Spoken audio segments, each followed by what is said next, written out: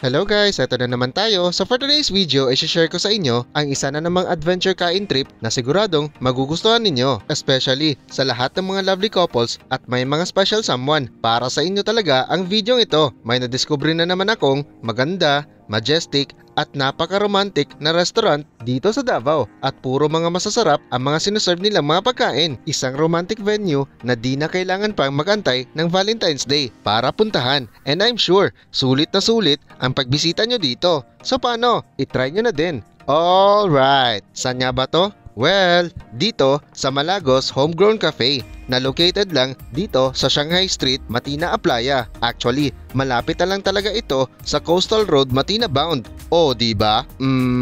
Actually, isa-celebrate kasi namin ni Mrs. ang monthsary kung kailan talaga unang naging kami. Naks naman, nagpaparamdam kasi at remind.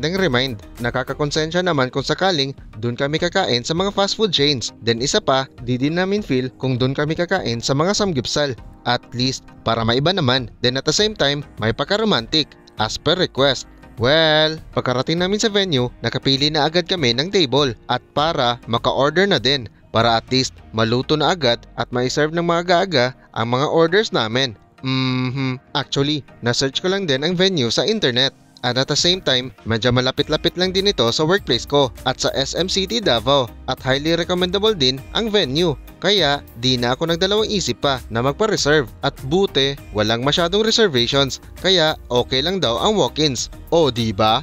Alright, at habang nag-aantay ay nag-ikot-ikot lang muna kami sandali at maya-maya pa tinawag na agad kami dahil ready to serve na daw ang mga pagkain namin. So far, mabilis din naman naluto ang mga orders namin. Kung sa bagay, nagkataon din naman kasi na wala masyadong customers dito sa restaurant. Although, may mga customers na nandito pero marami pa ding mga tables ang vacant. At ang mga in-order namin ay ang mga the usual na pagkain na parati naming in-order kahit sa ibang mga resto. Ika nga, parang food taste at comparison na lang din. In fairness, marami-rami din naman ang mga servings nila dito. Actually, nagkakantsawan na nga kami ni Mrs. kung sino ang makakaubos nitong lahat. Sa dami kasi ng mga na-order, parang nabusog na agad kami kahit di pa namin ito natitikman. Naku naman kasi. At eto na, magsisimula na kami kumain. Una kong tinikman agad itong pork sisig. Nag-additional na kami ng egg. Syempre, basta sisig, di talaga dapat mawala ang itlog para pampadagdag lasa na lang din. At so far, okay na okay din naman ang pagkaluto at ang lasa nito. Sunod ko naman tinikman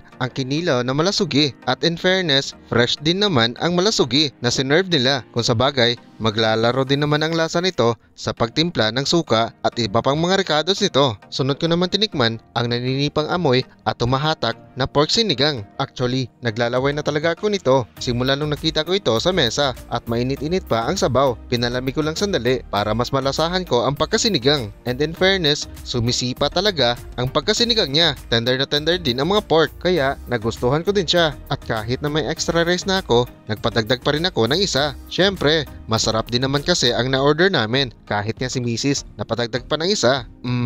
Sequence na ang pagkakain ko. Sinigang, sisig, kinilaw, sinigang, sisig, kinilaw hanggang sa naubos. Pagkatapos namin sa mga rice meal, sinunod na agad namin ang Caesar salad. So far, medyo fresh din naman ang sinerve nila. Medyo may pagka-crunchy and of course, nagko-complement din siya sa sinerve nilang dressing. Kahit nga si Mrs. gustong gusto din ang Caesar salad. Hehe. At ang pinakahuli namin tinikman ay ang sliced cheesecake. Although may pagkaasim-asim ang lasa niya pero same lang din sa ibang mga cheesecake na natikman ko sa ibang mga resto. At nagustuhan din naman namin ni Mrs. Kaso, konti na lang ang nakain ni Mrs. Nabusog na din kasi siya sa mga ulam namin kanina. Napatami din ang kain niya sa Caesar salad. At dahil sa tamis, kaya nabusog na agad siya sa cheesecake. Hahay, mukhang ako na talaga ang finisher dito sa kain namin.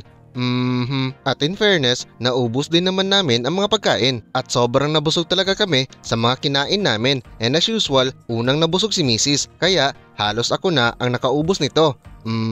Maya-maya pa, tinawag na agad namin ang waiter para mag-bill at magbayad na agad ng mga kinain. So far, medyo pricey din naman ang nabayaran namin pero ang importante sa lahat, sobrang nasarapan at nabusog kami sa mga kinain namin.